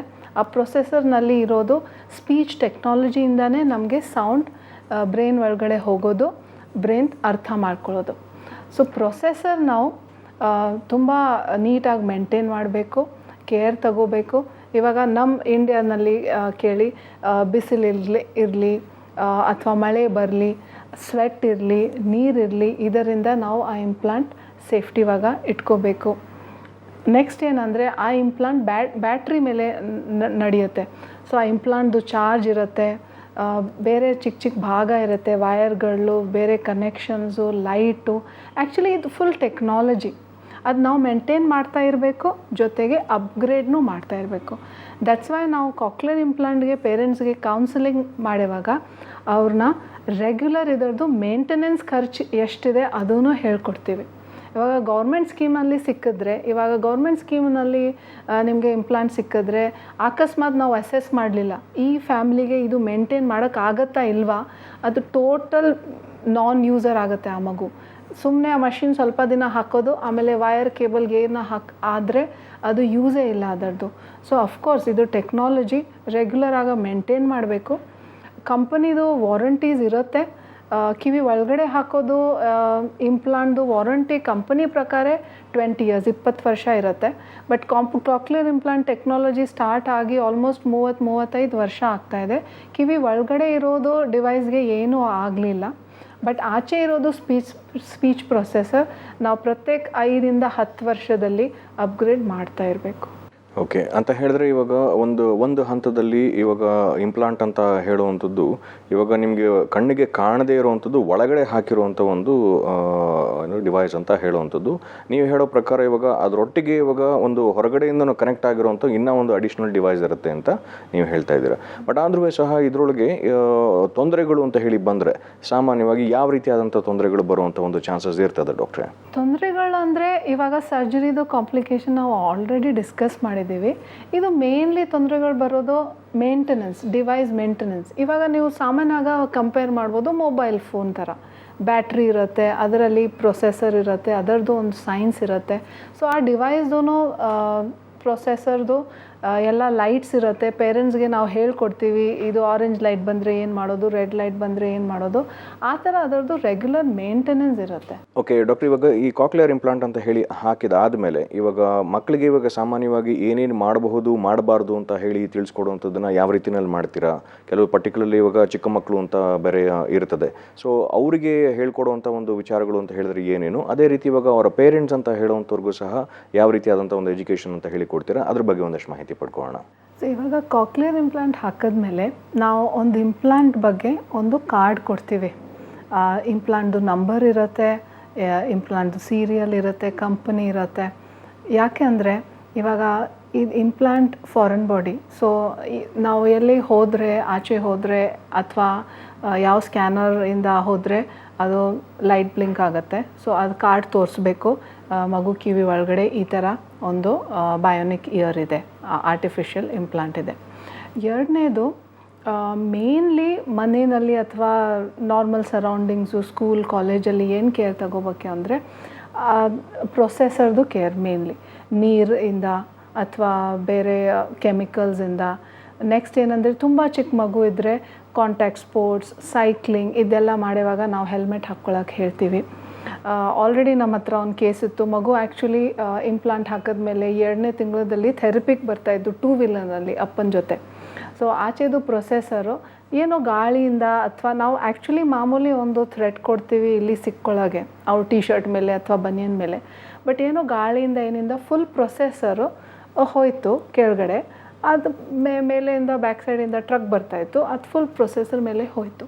ಸೊ ಈ ಥರ ಆಕ್ಸಿಡೆಂಟ್ಸ್ ಆಗುತ್ತೆ. ಇದೆಲ್ಲ ನಾವು ಕೇರ್ ತಗೊಳ್ಳೇಬೇಕು. ಯಾಕೆಂದರೆ ಆಚೆದು ಪ್ರೊಸೆಸರ್ ಹೋದ್ರೇನು ಇವಾಗ ಟೋಟಲ್ ನಿಮಗೆ ಇಂಪ್ಲಾಂಟ್ದು ಖರ್ಚು 7-7.5 ಆದ್ರೇನು ಆಚೆದು ಪ್ರೊಸೆಸರ್ ಮಾತ್ರ 3-3.5 ಲಕ್ಷ ಆಗುತ್ತೆ. ಸೊ ಇದೆಲ್ಲ ದೊಡ್ಡ ಖರ್ಚಿದೆ. ಎಷ್ಟು ಖರ್ಚು ಮಾಡಿದ್ಮೇಲೆ ಪೇರೆಂಟ್ಸ್ನೂ ರೆಡಿ ಇರಲ್ಲ. ಸೊ ಎಸ್, ಅದರ ಮೇಲೆ ಡೈರೆಕ್ಟ್ ಟ್ರಾಮಾ ಅಥವಾ ಇಂಜರಿ ಇರಲಿ ಅಥವಾ ಇಂಡೈರೆಕ್ಟ್ MRI ಸ್ಕ್ಯಾನರಲ್ಲಿ ಹೋಗಬಾರ್ದು, ಅದರಿಂದ ಇಂಪ್ಲಾಂಟ್ಗೆ ಡ್ಯಾಮೇಜ್ ಆಗುತ್ತೆ. ಬೇರೆ ಎಲ್ಲ ಮಾಲ್ಸಲ್ಲಿ, ಏರ್ಪೋರ್ಟ್ಸ್ನಲ್ಲಿ ಸ್ಕ್ಯಾನಿಂಗಲ್ಲಿ ಹೋದರೆ ಅದರಿಂದ ಡ್ಯಾಮೇಜ್ ಆಗುತ್ತೆ. ಇದೆಲ್ಲ ನಾವು ಪೇರೆಂಟ್ಸ್ಗೆ ಹೇಳ್ಕೊಡ್ತೀವಿ. ಓಕೆ, ಬಟ್ ಅದೇ ರೀತಿಯಲ್ಲಿ ಇವಾಗ ನೀವು ಪರ್ಸೆಂಟೇಜ್ ಅಂತ ಹೇಳಿದ್ರಿ ಆಗಲಿ, ನಂತರ ಹಿಯರಿಂಗ್ ಪರ್ಸೆಂಟೇಜ್ ಅಂತ ಹೇಳುವಂಥದ್ದು. ಇವಾಗ ಕಾಕ್ಲಿಯರ್ ಇಂಪ್ಲಾಂಟ್ ಅಂತ ಹೇಳಿ ಹಾಕಿದ ಆದಮೇಲೆ ಇವಾಗ ಈ ಇಂಪ್ರೂವ್ಮೆಂಟ್ ಅಂತ ಹೇಳುವಂಥದ್ದು ಎಷ್ಟು ಮಟ್ಟಿಗೆ ಆಗ್ತದೆ? ಅದನ್ನು ಕಂಪ್ಲೀಟಾಗಿ 100% ಅಂತ ಹೇಳುವಂಥದ್ದು ಅಥವಾ ಇವಾಗ ಅಡಿಷ್ನಲ್ ಎಫರ್ಟ್ ಅಂತ ಹೇಳಿ ಮತ್ತೆ ಏನಾದ್ರು ಹಾಕಬೇಕಾಗತ್ತಾ? ಅದ್ರ ಬಗ್ಗೆ ಒಂದಷ್ಟು ಮಾಹಿತಿ ಪಡ್ಕೊಳ್ಳೋಣ ಡಾಕ್ಟ್ರೆ. ಗುಡ್, ಇದು ತುಂಬ ಒಳ್ಳೆ ಕ್ವೆಶನ್. ಯಾಕೆ ಅಂದರೆ ಎಲ್ಲ ಪೇರೆಂಟ್ಸ್ ಇದು ಕೇಳ್ತಾರೆ. ಇದರಿಗೆ ನಮಗೆ 2-3 ತುಂಬ ಮುಖ್ಯ ಫ್ಯಾಕ್ಟರ್ಸ್ ಇದ್ದಾವೆ. ಇದು ನಾವು ಪ್ರೋಗ್ನೋಸಿಸ್ ಅಂತ ನಮ್ಮ ಮೆಡಿಕಲಲ್ಲಿ ಹೇಳ್ತೀವಿ. ಯಾವ ಟ್ರೀಟ್ಮೆಂಟ್ ಕೊಟ್ಟರೆ ನಿಮ್ಮದು ಸಕ್ಸಸ್ ರೇಟ್ ಅಂತ, ಎಷ್ಟು ಪ್ರೋಗ್ನೋಸಿಸ್ ಏನು ಹೇಳ್ಕೊಡ್ತೀವಿ. ಇದರಲ್ಲಿ ತುಂಬ ಮುಖ್ಯ ಅಂದರೆ ಏಜ್. ನಾವು ಆಲ್ರೆಡಿ ಕವರ್ ಮಾಡಿದ್ದೀವಿ. ಎಷ್ಟು ಜಲ್ದಿ ಮಗು ಬಂದರೆ, 6 ತಿಂಗಳು ಮಗು ಬಂದರೆ ನಾವು ಹಿಯರಿಂಗ್ ಏಡ್ ಹಾಕಿ 1 ವರ್ಷಕ್ಕೆ ನಾವು ಕಾಕ್ಲಿಯರ್ ಇಂಪ್ಲಾಂಟ್ ಮಾಡಿಬಿಡ್ತೀವಿ. So first factor is age. ನಾವು 3 ವರ್ಷ ಹಿಂದೆ ಹಾಕಿದ್ರೆ ನಾವು ಆಲ್ಮೋಸ್ಟ್ ಪೇರೆಂಟ್ಸ್ಗೆ ಹೇಳ್ಬೋದು ಈ ಮಗು ಮೇನ್ ಸ್ಟ್ರೀಮ್ ಅಂದರೆ ನಾರ್ಮಲ್ ಸ್ಕೂಲ್ಗೆ ಹೋಗುತ್ತೆ. ಯಾಕೆಂದರೆ 6 ಇಯರ್ಸ್ ಅಂದರೆ 6 ವರ್ಷ ತನಕ ನಾವು 3 ವರ್ಷ ಫುಲ್ ಥೆರಪಿ ಕೊಟ್ಟು ಈ ಮಗುನ ರೆಡಿ ಮಾಡಿಬಿಡ್ತೀವಿ. ಬಟ್ 3 ವರ್ಷ ಮೇಲೆ ಬಂದರೆ ಅದೇ ನೀವು ಇಮ್ಯಾಜಿನ್ ಮಾಡಿ 1 ವರ್ಷ ಲೇಟ್ ಆಗ್ತಾ ಇರುತ್ತೆ. ಸೊ ಬೆಸ್ಟ್ ಕ್ರೈಟೀರಿಯಾ ಈಸ್ 3 ವರ್ಷ ಹಿಂದೆ. ಸೊ ಒಂದು ಆಯಿತು ಏಜ್ದು ಕ್ರೈಟೀರಿಯಾ. ಎರಡನೇದು ಅಸೋಷಿಯೇಟೆಡ್ ಬೇರೆ ಏನಾನ ಮೆಡಿಕಲ್ ಪ್ರಾಬ್ಲಮ್ ಇದೆಯಾ, ಸೈಕಲಾಜಿಕಲ್, IQ ಇದೆಲ್ಲ ನಾವು ಆಲ್ರೆಡಿ ಕವರ್ ಮಾಡಿದ್ದೀವಿ. ಇದೆಲ್ಲ ನಾವು ಚೆಕ್ ಮಾಡಿಸ್ತೀವಿ, ತುಂಬ ಮುಖ್ಯ. ಲಕ್ಕಿಲಿ 90% ಕಿವುಡ್ತನೆ ಮಕ್ಕಳಿಗೆ ಇಂಟೆಲಿಜೆನ್ಸ್, IQ ನಾರ್ಮಲ್ ಇರುತ್ತೆ.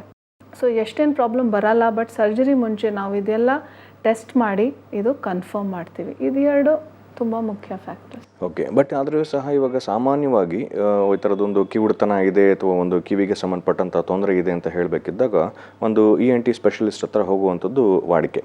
ಆದರೂ ಸಹ ಇವಾಗ ಈ ಕಾಕ್ಲಿಯರ್ ಇಂಪ್ಲಾಂಟ್ ಅಂತ ಹೇಳಿ ಮಾಡುವಂಥವ್ರು ಇದು ಯಾರು ಮಾಡ್ತಾರೆ, ಇದು ರೆಕಮೆಂಡ್ ಮಾಡುವಂಥದ್ದು ಯಾರು, ಸರ್ಟಿಫೈಡ್ ಮಾಡುವಂಥದ್ದು ಯಾರು, ಅಥವಾ ಮಾಡಲೇಬೇಕು ಅಂತ ಹೇಳಿ ಡಿಸೈಡ್ ಮಾಡೋದು ಯಾರು, ಆ್ಯಕ್ಚುಲಾಗಿ ಇಂಪ್ಲಾಂಟ್ ಅಂತ ಹೇಳಿ ಮಾಡೋದು ಯಾರು, ಇದ್ರ ಬಗ್ಗೆ ಒಂದಷ್ಟು ಮಾಹಿತಿ ಪಡ್ಕೊಳ್ಳೋಣ ಡಾಕ್ಟ್ರೇ. So cochlear implant ENT surgeons with specialise cochlear implant training ಮಾಡ್ತಾರೆ. ಯಾಕೆಂದರೆ ENT ಸರ್ಜನ್ಸ್ಗೆ ಜನರಲ್ ENTನಲ್ಲಿ ಇದು high end surgeries like cochlear ಇಂಪ್ಲಾಂಟ್ದು ಟ್ರೈನಿಂಗ್ ಸಿಗಲ್ಲ. ಬಟ್ ನಮ್ಮ ENTನಲ್ಲಿ ಒಂದು ಸಬ್ ಸ್ಪೆಷಾಲಿಟಿ ಇದೆ, ಆಟಾಲಜಿ ಅಂದರೆ ಕಿವಿದು ಸರ್ಜನ್ಸ್. ಸೊ ಕಿವಿ ಸರ್ಜನ್ಸ್ನಲ್ಲಿ ನೀವು ಹೈಯರ್ ಟ್ರೈನಿಂಗ್ ತಗೊಂಡು ಈ ಸರ್ಜಿ ಮಾಡ್ಬೋದು. ಬಟ್ ರೆಕಮೆಂಡೇಷನ್ ಯಾರು ಮಾಡ್ತಾರೆ, ರೆಕಮೆಂಡೇಷನ್ಸ್ಗೆ ಪೀಡಿಯಾಟ್ರಿಷನ್ಸ್ ಮತ್ತು ENT ಸರ್ಜನ್ ಎರಡೂ ಮಾಡ್ಬೋದು. ಅಟ್ಲೀಸ್ಟ್ ಅವ್ರ ಪೇಷಂಟ್ನ, ಮಗುನ, ಪೇರೆಂಟ್ಸ್ನ ಕರೆಕ್ಟ್ ಡಾಕ್ಟರ್ಸ್ ಹತ್ರ ಕಳಿಸ್ಬೋದು. Next actually full planning, treatment cochlear implant unit ಇರುತ್ತೆ. ಆ್ಯಕ್ಚುಲಿ ಸರ್ಜನ್ ಮಾತ್ರನೂ ಹೇಳೋಕ್ಕಾಗಲ್ಲ. Surgeon goes for the training, ನಾವು ಟ್ರೈನಿಂಗ್ ತಗೊಳ್ತೀವಿ, ನಮಗೆ ಕಾಕ್ಲಿಯರ್ ಇಂಪ್ಲಾಂಟ್ ಮಾಡೋದು ಟ್ರೈನಿಂಗ್ ಸಿಗುತ್ತೆ. But we are not ultimate. Cochlear implant ಪ್ರೋಗ್ರಾಮ್ಗೆ there is a cochlear implant team. ಆ ಟೀಮ್ನಲ್ಲಿ surgeon may be the main driver of the team, but the other members are equally important, ತುಂಬ ಮುಖ್ಯ. ಅದರ್ನಲ್ಲಿ audiologist, first ನಾವು diagnosis ಮಾಡೋಕ್ಕೆ we need to do the test, BERA test ಇರಲಿ, audiogram ಇರಲಿ. So audiologist is one important member. Second is speech therapist, auditory verbal therapist ಹೇಳ್ತೀವಿ ನಾವು. Auditory verbal therapist hearing aid ಹಾಕಿದ್ಮೇಲೆ ನಾವು ಆ ಥೆರಪಿ ಸ್ಟಾರ್ಟ್ ಮಾಡ್ತೀವಿ. ಇಂಪ್ಲಾಂಟ್ ಹಾಕಿದ್ಮೇಲೆ 1 to 2 years ಮಾಡ್ತೀವಿ. ನೆಕ್ಸ್ಟ್ ಸೈಕಾಲಜಿಸ್ಟ್, ನ್ಯೂರಾಲಜಿಸ್ಟ್, ಪೀಡಿಯಾಟ್ರಿಷಿಯನ್ ಮತ್ತು last but not the least parents. So it is a team effort. Doctor, ಇವಾಗ ನಮಗೆ ಇನ್ನೊಂದು ಪ್ರಮುಖವಾಗಿರುವಂಥ ಒಂದು ವಿಚಾರ ಅಂತ ಹೇಳಿದ್ರೆ, ಇವಾಗ ಈ ಕಾಕ್ಲಿಯರ್ ಇಂಪ್ಲಾಂಟ್ ಮಾಡೋವಂಥ ಒಂದು ಪರಿಸ್ಥಿತಿಗೆ ಬಂದಾಗ ರೆಕಮೆಂಡೇಷನ್ ಸಿಗ್ಬೋದು, ಬಟ್ ಆದರೂ ಒಂದು ಒಳ್ಳೆ ಟೀಮನ್ನು ಹುಡುಕುವಂಥದ್ದು ಅಂತ ಹೇಳಿದ್ರೆ, ಒಂದು ಒಳ್ಳೆ ಆಸ್ಪತ್ರೆ ಅಂತ ಹೇಳಿ ಹುಡುಕೋಗ್ಬೇಕಿದ್ರೆ ಅದನ್ನು ಏನೇನೆಲ್ಲ ಪ್ಯಾರಾಮೀಟರ್ಸನ್ನು ಜನಗಳು ಸ್ವಲ್ಪ ಸೂಕ್ತವಾಗಿ ಅರ್ಥ ಮಾಡ್ಕೋಬೇಕಾಗತ್ತೆ ಡಾಕ್ಟ್ರೆ? ನಾವು ಫುಲ್ ಟೀಮ್ ಬಗ್ಗೆ ಮಾತಾಡಿದ್ದೀವಿ. ಸೊ ನಿಮ್ಮ ಮಗುಗೆ ಈ ಥರ ಪ್ರಾಬ್ಲಮ್ ಬಂದಿದೆ, ಇವಾಗ ನಾವು ಅದ್ರ ಸೊಲ್ಯೂಷನ್ ಬಗ್ಗೆನೂ ಮಾತಾಡಿದ್ದೀವಿ. ಬಟ್ ನೆಕ್ಸ್ಟ್ ನಿಮ್ಮದು ಚಾಯ್ಸ್ ಇರುತ್ತೆ, ಎಲ್ಲಿ ಮಾಡೋಣ, ಏನು ನೋಡೋಣ ಅಂದರೆ. ಸೊ ಅದರಲ್ಲಿ ಫಸ್ಟ್ ಏನಂದರೆ ಡಯಾಗ್ನಾಸ್ಟಿಕ್ಸ್, ಫುಲ್ ಇನ್ಫ್ರಾಸ್ಟ್ರಕ್ಚರ್ ಇರಬೇಕು. ನೀವು ಯಾವ ಸೆಂಟರ್ನಲ್ಲಿ ಹೋಗ್ತೀರಾ ಅಲ್ಲಿ ನಮಗೆ ಆಡಿಯಾಲಜಿಯಿಂದ ಸ್ಕ್ಯಾನಿಂಗ್ ಮಾಡ್ಸೋಕ್ಕೆ, ರೇಡಿಯಾಲಜಿಯಿಂದ ಥೆರಪಿ ಡಿಪಾರ್ಟ್ಮೆಂಟ್, ಜೊತೆಗೆ ನ್ಯೂರಾಲಜಿ, ಪೀಡಿಯಾಟ್ರಿಷಿಯನ್ಸ್, ಇದೆಲ್ಲ ತುಂಬ ಸ್ಟ್ರಾಂಗ್ ಟೀಮ್ ಬೇಕು. ಸೊ ಇದು ಫಸ್ಟ್ ನೋಡಬೇಕು. In general cochlear implant surgeons ಈ ಪ್ರೋಗ್ರಾಮ್ ತಗೊಂಡ್ರೆ generally under the surgeon there will always be a centre, there has to be a dedicated centre. ಯಾಕೆಂದರೆ ಇದೆಲ್ಲ ಕೆಲಸ ಮಾಡೋದು it's not just a medical disease we are treating, we are actually holistically working towards a disability. So we need a passionate team, but of course the team should be well equipped. Okay, but ಆದರೂ ಸಹ ಇವಾಗ ಒಂದು cochlear surgeon ಅಂತ ಹೇಳಿದ್ರೆ, ಇವಾಗ ಒಂದು implant ಮಾಡುವಂಥ ಒಂದು ಸರ್ಜನ್ ಅಂತ ಹೇಳಬೇಕಿದ್ದಾಗ ಅವ್ರನ್ನ ಹೇಗೆ ಐಡೆಂಟಿಫೈ ಮಾಡೋದು? ನೀವು ಆಗಲೇ ಹೇಳಿದಾಗೇ ಕೆಲವೊಂದು ಬಾರಿ ಇವಾಗ ಯಾವ ರೀತಿಯಾದಂಥ ಟ್ರೈನಿಂಗ್ ಪಡ್ಕೊಂಡಿರ್ತಾರೆ ಅಂತ ಹೇಳಿ ಗೊತ್ತಿಲ್ಲದೆ ಇರ್ಬೋದು, ಅಥವಾ ಕೆಲವು ಮಂದಿ ಮಾತ್ರ ಇವಾಗ ಕರ್ನಾಟಕದಲ್ಲೂ ಇರೋವಂಥವ್ರು ಅಂತ ಹೇಳುವಂಥದ್ದು ಇರ್ತದೆ. ಸೊ ಇದನ್ನು ಸೂಕ್ತವಾಗಿ ಅದನ್ನು ಗುರ್ತು ಹಿಡಿಯುವಂಥದ್ದು, ಮತ್ತು ಅವ್ರನ್ನ ಅಪ್ರೋಚ್ ಮಾಡುವಂಥದ್ದು, ಅವ್ರ ಹತ್ರ ಮಾಡಬೇಕಿದ್ರೆ ಒಂದು ಹಂತ ಆದಮೇಲೆ ಅವ್ರನ್ನ ಅಪ್ರೋಚ್ ಮಾಡಬೇಕಾಗ್ತದ? ಇದ್ರ ಬಗ್ಗೆ ಎಲ್ಲ ಒಂದಷ್ಟು ಮಾಹಿತಿ ಅನ್ನೋದು ಜನರಲ್ ಪಾಪ್ಯುಲೇಷನ್ಗೆ ಅಥವಾ ಈ ಥರದ್ದೊಂದು ಇರೋವಂಥ ಒಂದು ತೊಂದರೆಗಳು ಇರೋವಂಥ ವ್ಯಕ್ತಿಗಳಿಗೆ ಅದು ಬೇಕಾಗ್ತದೆ. ಸೊ ಅದ್ರ ಬಗ್ಗೆ ಒಂದಷ್ಟು ಮಾಹಿತಿ ಪಡ್ಕೊಳ್ಳೋಣ ಡಾಕ್ಟ್ರೆ. ಸೊ ಕಾಕ್ಲಿಯರ್ ಇಂಪ್ಲಾಂಟ್ ಸರ್ಜನ್ ಅಂದರೆ ನಾವು we are a small community. ನಮ್ಮದು ಒಂದು ಕಾಕ್ಲಿಯರ್ ಇಂಪ್ಲಾಂಟ್ ಗ್ರೂಪ್ ಆಫ್ ಇಂಡಿಯಾನೂ ಇದೆ. So there are registered surgeons under that group. ಆಮೇಲೆ ನಾವು ಹೇಳೋ ಥರ surgeons always working in a team. So ನಿಮಗೆ ಕಾಕ್ಲಿಯರ್ ಇಂಪ್ಲಾಂಟ್ ಸರ್ಜನ್ ಹುಡ್ಕೋಕ್ಕೆ ಎಷ್ಟೇನೂ ಡಿಫಿಕಲ್ಟಿ ಇರಲ್ಲ, ಯಾಕೆಂದರೆ ಅವ್ರದ್ದೊಂದು ಸೆಂಟರ್ ಇರುತ್ತೆ with a dedicated team. But in general ನಿಮ್ಮ ಏರಿಯಾನಲ್ಲಿ ಯೂಶ್ವಲಿ ಪೀಡಿಯಾಟ್ರಿಷನ್ಸ್ಗೆ ಅಥವಾ ENT ಸರ್ಜನ್ಸ್ಗೆ ಗೊತ್ತಾಗಿರುತ್ತೆ who is trained and who is running a good program. In general ಬೇರೆ ಮಾಹಿತಿಗಳು ಇವಾಗ ಇಂಟರ್ನೆಟ್ ಎಲ್ಲ ಇದೆ, ಬಟ್ ತುಂಬ ಕೇರ್ಫುಲ್ ಇರಬೇಕು. ಅಲ್ಲಿಂದ ನೀವು ಡೈರೆಕ್ಟಾಗ ನಿಮ್ಮ ಏರಿಯಾನಲ್ಲಿ ಅಥವಾ ನಿಮ್ಮ ಸ್ಟೇಟ್ನಲ್ಲಿ ಯಾವ್ಯಾವ ಸರ್ಜನ್ಸ್ ಇದ್ದಾವೆ ನೀವು ಭೇಟಿ ಮಾಡ್ಬೋದು. ನೀವು ಯಾವ ಜೊತೆ ಕಂಫರ್ಟೇಬಲ್ ಇದ್ದೀರಾ ಆ ಸರ್ಜನ್ಸ್ ಟೀಮ್ ಜೊತೆ ನೀವು ಕಂಟಿನ್ಯೂ ಮಾಡ್ಬೋದು. As I said, it is not just the surgeon, it's the team. So surgery ಮಾಡೋಕ್ಕೆ ಮುಂಚೆ ಹಿಯರಿಂಗ್ ಏಡ್ ಹಾಕ್ಕೊಂಡು 2-3 ತಿಂಗಳು ನೀವು ಥೆರಪಿ ತೊಗೊಂಡ್ರೆ ನಿಮಗೆ ಆ ಟೀಮ್ ಬಗ್ಗೆ ಐಡಿಯಾ ಸಿಗುತ್ತೆ.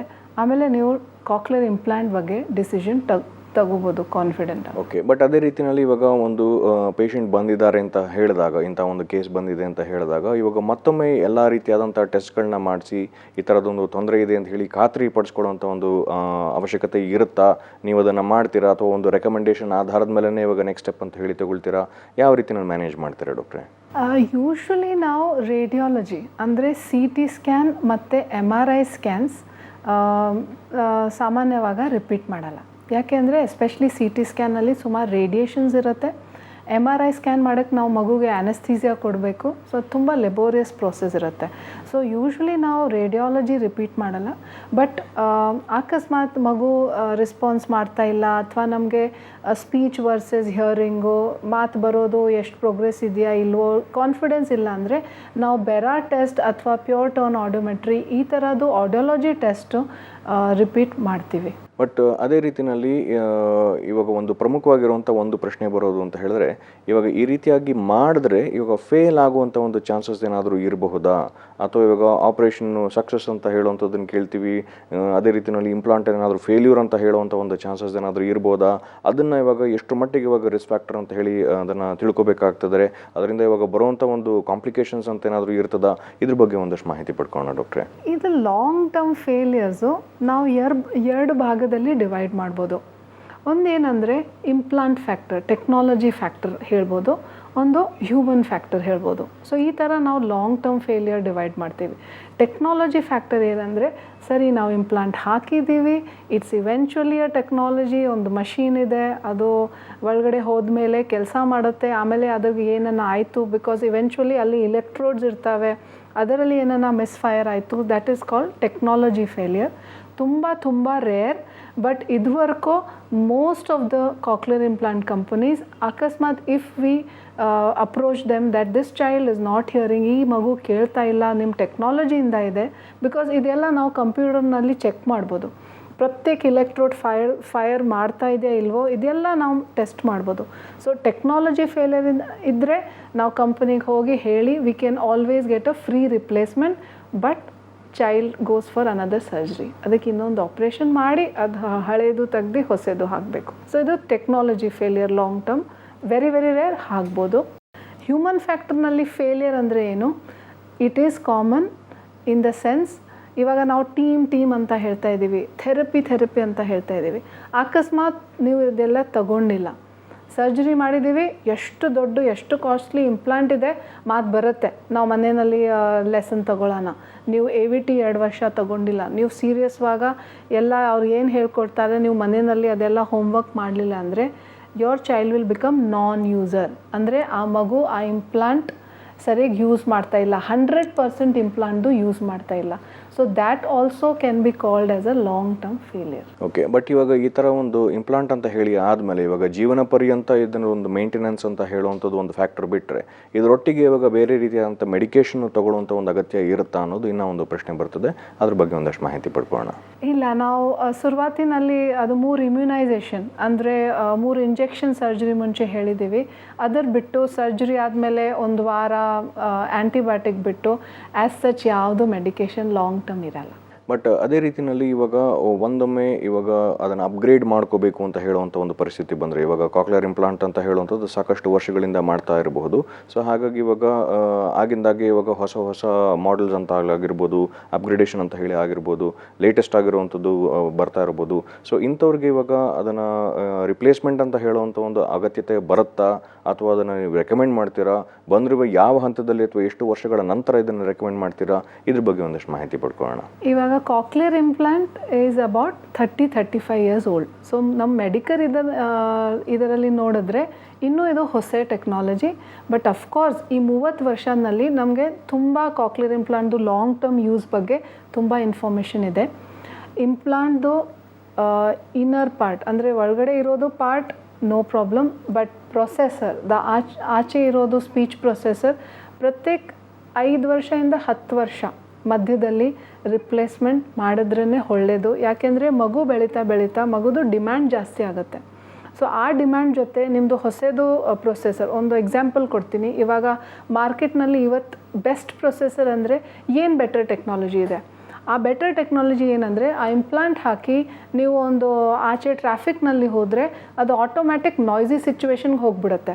ನೀವು ಈ ಥರ ಶಾಂತ ರೂಮ್ನಲ್ಲಿ ಬಂದರೆ ಆಟೋಮ್ಯಾಟಿಕ್ ಅದು ಅದರ ಬಟನ್ ನೀವು ಪ್ರೆಸ್ ಮಾಡೋದು ಏನಿಲ್ಲ, ಆಟೋಮ್ಯಾಟಿಕ್ ಅದು ಸೈಲೆಂಟ್ ಸಿಚುವೇಶನ್ಗೆ ಬರುತ್ತೆ. ಮ್ಯೂಸಿಕ್ ಇದ್ದರೆ ಮ್ಯೂಸಿಕ್ ಹೋಗಿಬಿಡುತ್ತೆ. ಸೊ ಈ ಥರ ಹೊಸ ಟೆಕ್ನಾಲಜಿ ಬಂದರೆ ನಾವು ಅದು ಅಡ್ವೈಸ್ ಮಾಡ್ತೀವಿ. ಡಾಕ್ಟರ್, ಕಾರ್ಯಕ್ರಮದ ಕೊನೆ ಹಂತಕ್ಕೆ ಬರ್ತಾ ಇದ್ದೀವಿ. ಪ್ರಮುಖವಾಗಿ ನಿಮ್ಮ ಒಂದು ಎಕ್ಸ್ಪೀರಿಯನ್ಸಲ್ಲಿ ನೀವು ನೋಡಿರುವಂಥ ಇವಾಗ ಅನೇಕ ರೀತಿಯಾದಂಥ ಪೇರೆಂಟ್ಸ್ಗಳು, ಮಕ್ಕಳು ಅಂತ ಹೇಳುವಂಥದ್ದಕ್ಕಿಂತ ಇವಾಗ ಹೆಚ್ಚಾಗಿ ಇವಾಗ ಪೇಷಂಟ್ಸ್ಗಳು ಅವರಾಗಿದ್ದರೂ ಸಹ ಡಿಸಿಷನ್ ಮೇಕರ್ಸ್ ಅಂತ ಹೇಳುವಂಥ ಒಂದು ವಿಚಾರಕ್ಕೆ ಬಂದಾಗ ಅದು ಪೇರೆಂಟ್ಸ್ಗಳ ಕೈಯಲ್ಲೇ ಇರ್ತದೆ.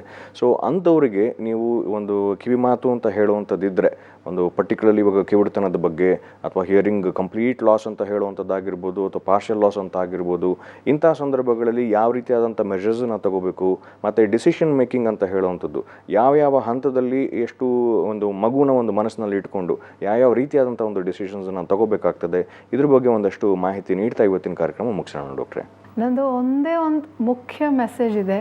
ಏನಿದೆ ಅಂದರೆ ಇದಕ್ಕೆ ಲೇಟ್ ಮಾಡಬೇಡಿ, ಡಿಲೇ ಮಾಡಬೇಡಿ. ಸೊ ನಿಮಗೆ ಡೌಟ್ ಇದ್ರೇನು ನಾವು ಹೋಗಿ ಒಂದು ಟೆಸ್ಟ್ ಮಾಡಿಸಿ ಕ್ಲಿಯರ್ ಮಾಡಿದ್ರೆ ಅದು ಒಳ್ಳೆಯದು.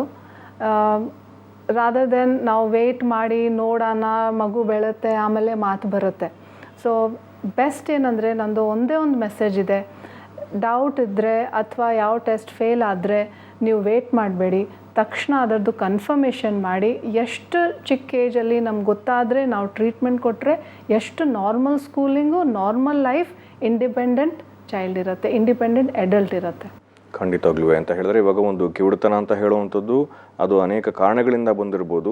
ಬಟ್ ಅದನ್ನು ಸೂಕ್ತವಾಗಿ ಪರಿಹಾರ ಅಂತ ಹೇಳಿ ಪಡ್ಕೊಳ್ಳೋದಕ್ಕೆ ಖಂಡಿತವಾಗ್ಲೂ ಸಾಧ್ಯತೆ ಇದೆ. ಈ ಕಾಕ್ಲಿಯರ್ ಇಂಪ್ಲಾಂಟ್ ಅಂತ ಹೇಳುವಂಥದ್ದು ಒಂದು ಬೂನ್ ಅಂತಲೇ ಹೇಳುವಂಥ ಒಂದು ಖಂಡಿತವಾಗ್ಲೂ ಹೇಳಬಹುದು. ಡಾಕ್ಟರ್, ಇವತ್ತಿನ ಕಾರ್ಯಕ್ರಮದಲ್ಲಿ ಭಾಗವಹಿಸಿ ಸಾಕಷ್ಟು ಮಾಹಿತಿನ ದೊರಕಿಸ್ಕೊಟ್ಟಿದ್ದೀರಾ.